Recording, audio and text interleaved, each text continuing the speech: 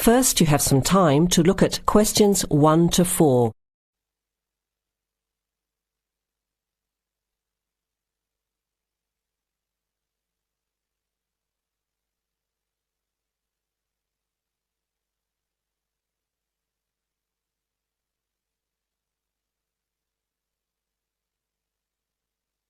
You will hear the recording once only. Listen carefully to the conversation and answer questions 1 to 4. OK, who's next, please? I think I am. How can I help you?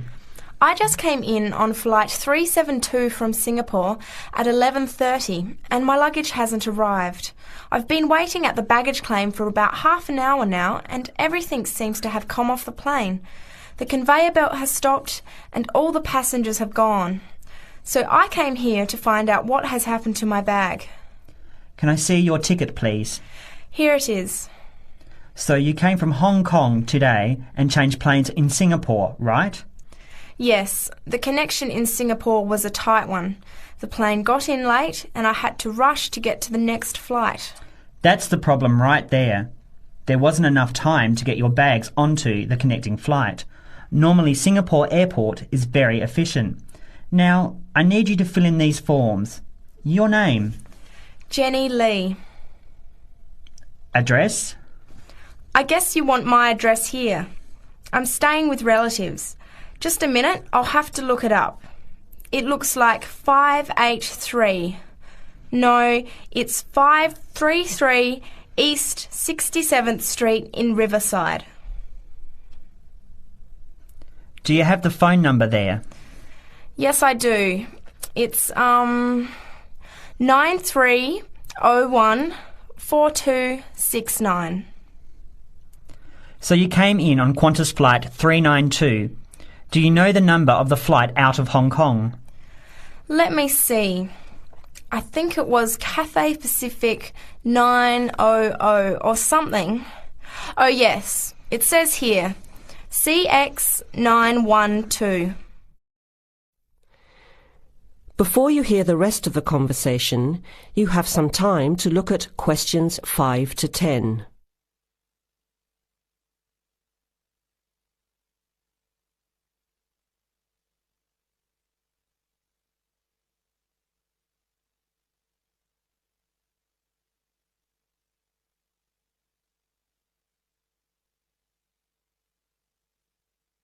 Now listen and answer questions 5 to 10.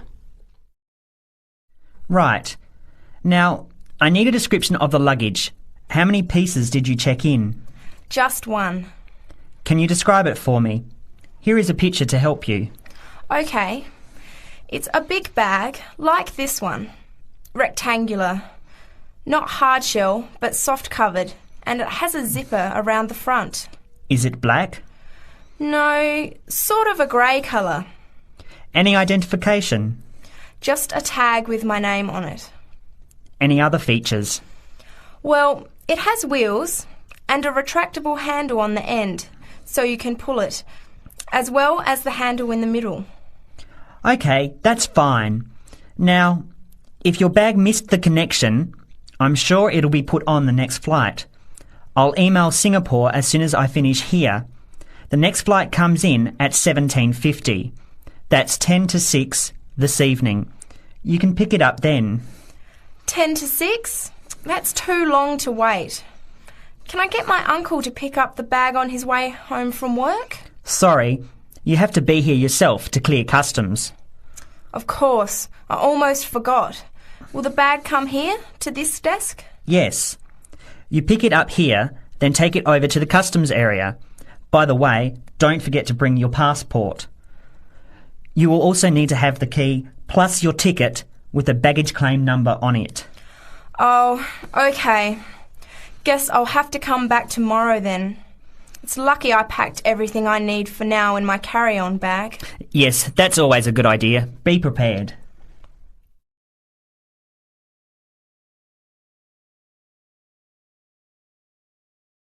That is the end of part 1.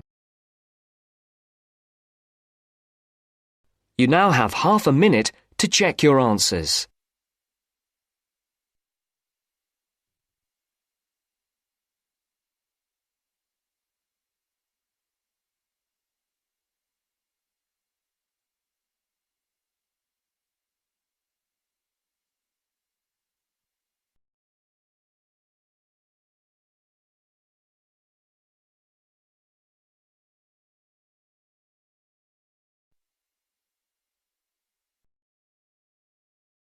Now turns to Part 2. Part 2. You will hear a talk by a tour guide. First, you will have some time to look at questions 11 to 17.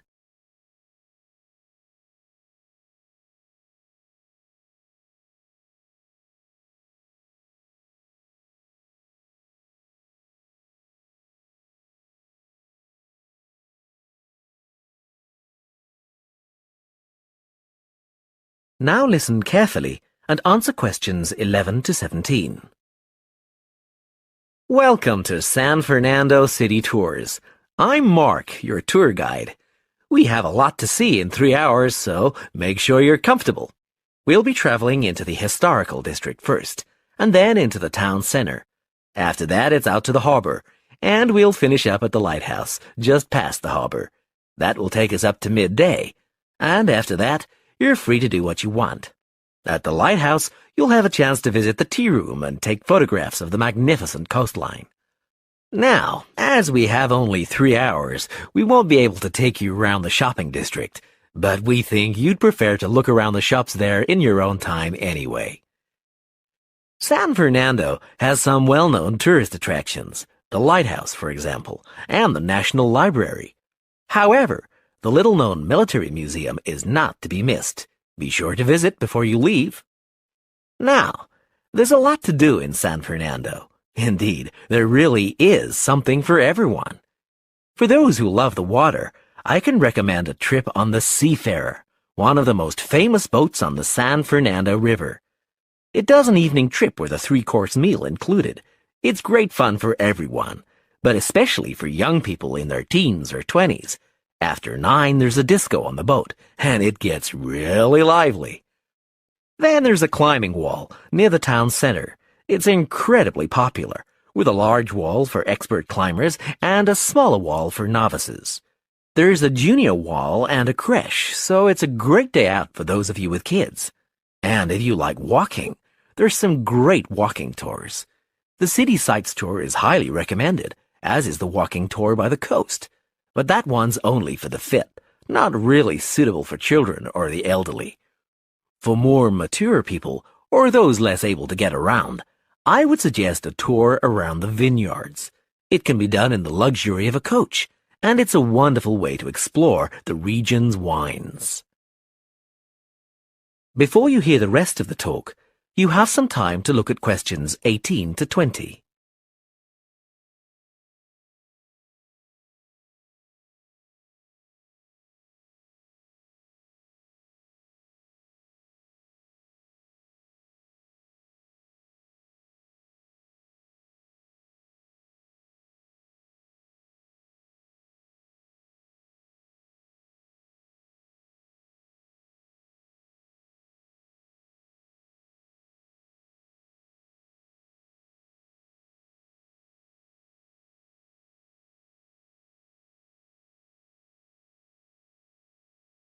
Now listen and answer questions 18 to 20.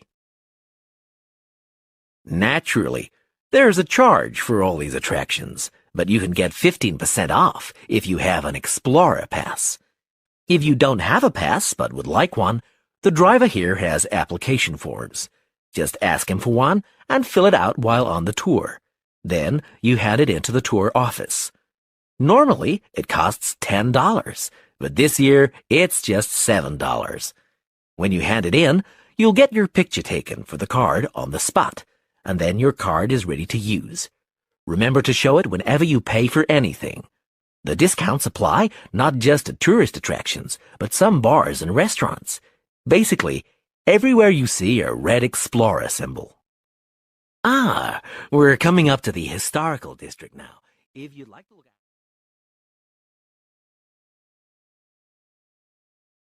That is the end of Part 2. You now have half a minute to check your answers. You now have half a minute to check your answers.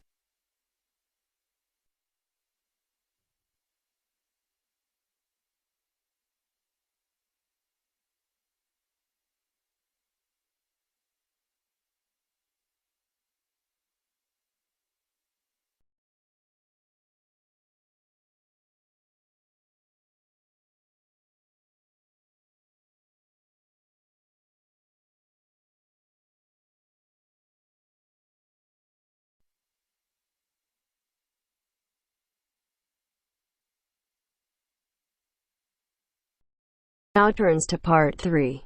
Part 3. You will hear a group of students, Henry, Joe, Nancy, and Gordon, discussing changes to their work experience placement arrangements. First, you have some time to look at questions 21 to 26.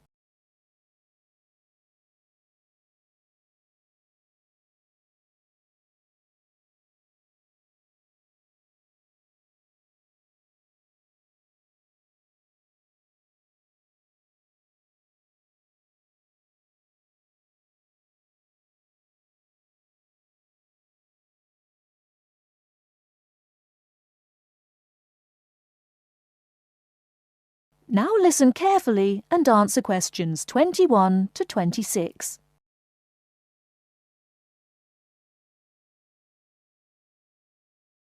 Look, there's the notice that Professor Jones told us he'd be putting up confirming the details of our work experience placements.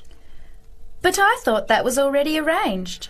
No, he said he'd have to check with the companies that the days we preferred were okay for them. Let's see if any have changed. Teresa's not here today, but her name's first. It says the Uni Bookshop, Friday mornings starting on the 23rd of March. So nothing's changed. I'll let her know. What about Manuel? He's not here either. Is he still going to the music store in the High Street? If it's mainly music, yes, he's still down for that on Friday afternoons starting on the 9th. The day's different. It's changed from Tuesday mornings, but that's okay. I'll tell him. He'll really enjoy listening to music all day. Now, where's my name? Henry. Here it is. I'm going to the beauty shop, and I said I preferred Thursday afternoons. Oh, good, that seems okay. And my start date hasn't changed either. Joe, what day did you opt for? I'm going to Highway Hotels on Monday mornings. Yes, that's okay. And starting on Monday the 12th of March. Oh, has that been changed? Okay, I was scheduled to start the week before. I'll just make a note of that. What about me, Henry? Have I still got the Explore travel service on Wednesday mornings? Just a minute. Where's your name? Let's see. Nancy. Okay, here it is. Explore travel on Wednesdays, yes, but afternoons, and starting date is Wednesday the 14th of March. Has the date changed?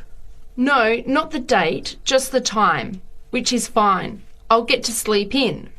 You lazy thing, Nancy. Chris's name is next on the list. Gorgeous Gowns Fashions. What a name. Yes, it sounds good, doesn't it? I'm hoping he'll bring me some free samples. So, has he still got Wednesday mornings? Yes, Wednesday mornings starting on the 14th of March. Okay, I'll tell him when I see him tonight that his arrangements haven't changed. Gordon, what about you? I chose that software company that makes computer games. I can't remember its name, but I asked for Tuesday afternoons. Oh yes. Here it is. Games to go on Wednesday mornings. There's a note here saying they have their weekly staff meetings on Tuesday afternoons, so that wouldn't be much use to you. That's why they've changed it to Wednesdays, starting on the 21st of March, so you can see their working setup. OK, I'm glad they've changed it. I don't think I'd want to sit through a meeting every week. Before the conversation continues, you have some time to look at questions 27 to 30.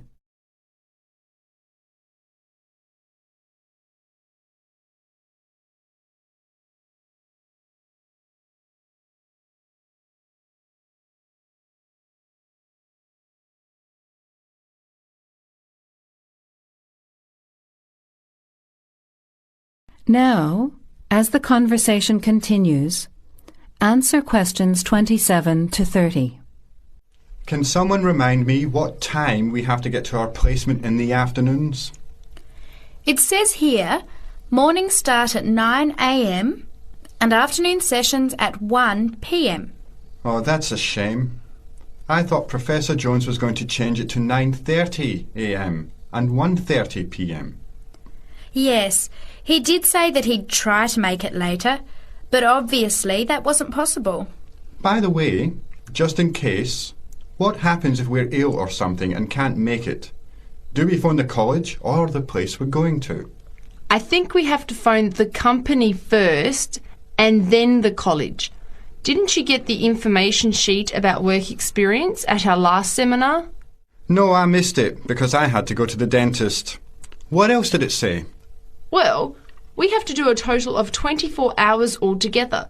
So if we miss one of the arranged sessions, we have to organise another time to make up the hours. And he gave us details of the presentation we have to give about our work experience. Oh, really? What do we have to do? In week 10, we each have to give a presentation to the class about the company we've been with. It's 30% of a final mark for this subject, so it's going to be a lot of work. Yes, he's expecting us to do a lot of research while we're there so that we can outline the history of the company, its management structure, number of employees, other branches, etc. And he said we should use lots of visuals such as diagrams and flowcharts during the presentation. Yes, and we should also include what we did each week, the different departments of the company or positions that we observed, and try to relate what we saw to our studies so far. He gave examples like management style, accounting systems, information technology, and so on. You were right. It sounds like lots of work.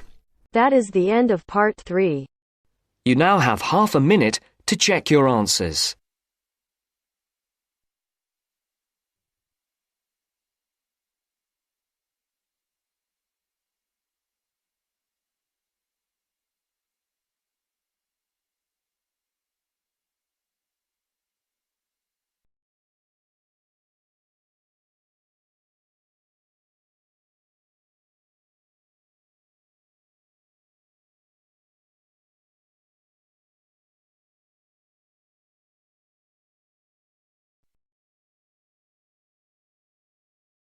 Now turns to part 4.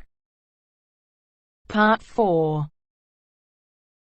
You will hear a media studies tutor giving a lecture about news sources. You now have 30 seconds to read questions 31 to 35.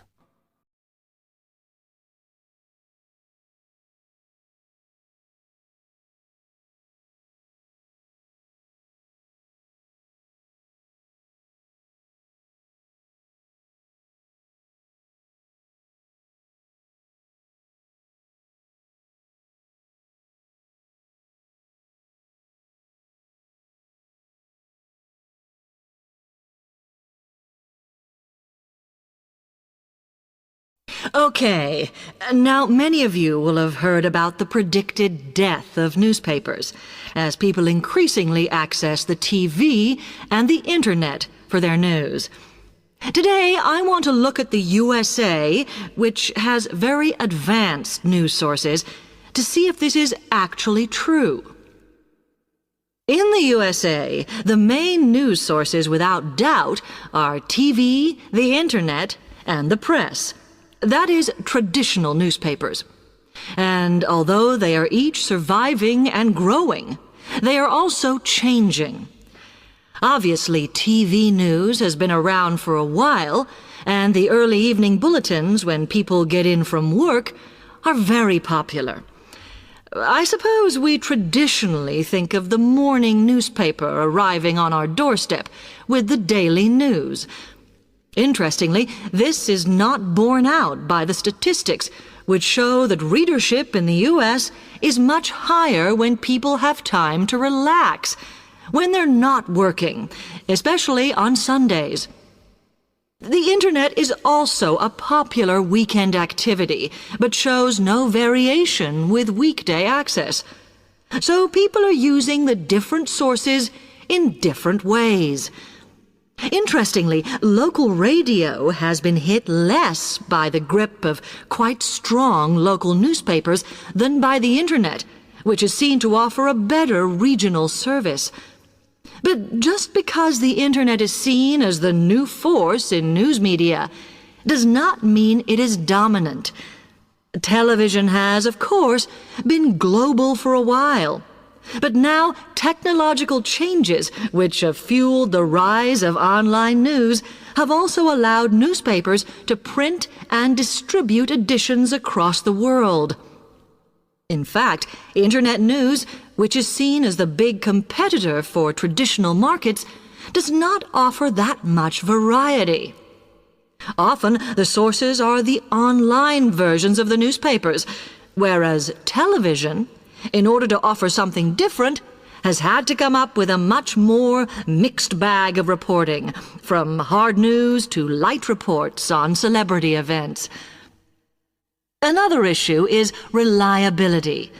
The Internet is virtually unregulated, so anything can be reported there, whether true or not.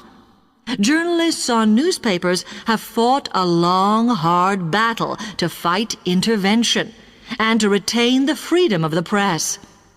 Television, however, is seen as critical to political power and has become subject to harsh controls about what it can or cannot say. You now have 30 seconds to read questions 36 to 40.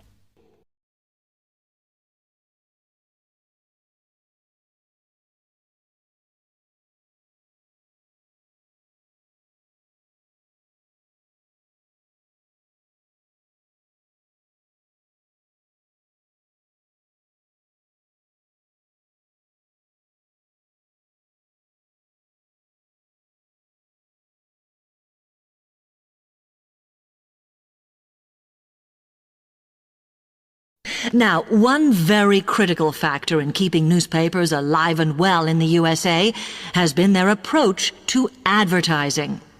Obviously, newspapers are heavily dependent on advertising revenue, and they have become more and more imaginative in what they offer, in order to make sure that advertisers use them and not other news sources. This has meant that, contrary to popular belief, newspapers now have a significantly higher profit margin than the rest of American industry. So, how have they managed to raise advertising revenue in this way? Well, they have put a lot of effort into developing and maintaining a very strong association with the retail trade. And they've come up with a winner. A critical tool in their sales plan has been suggesting that the adverts they run can have vouchers. This has been enormously effective because they have found that not only do more people buy the paper to get the discounts, but also that this inevitably means much higher sales for the clients who advertised. As well as doing this, the newspapers have also introduced aggressive sales campaigns over the last few years. This has resulted in a significant and continuing rise in the number of advertisers prepared to pay the extra for full-page ads. So, what I would like to move on to...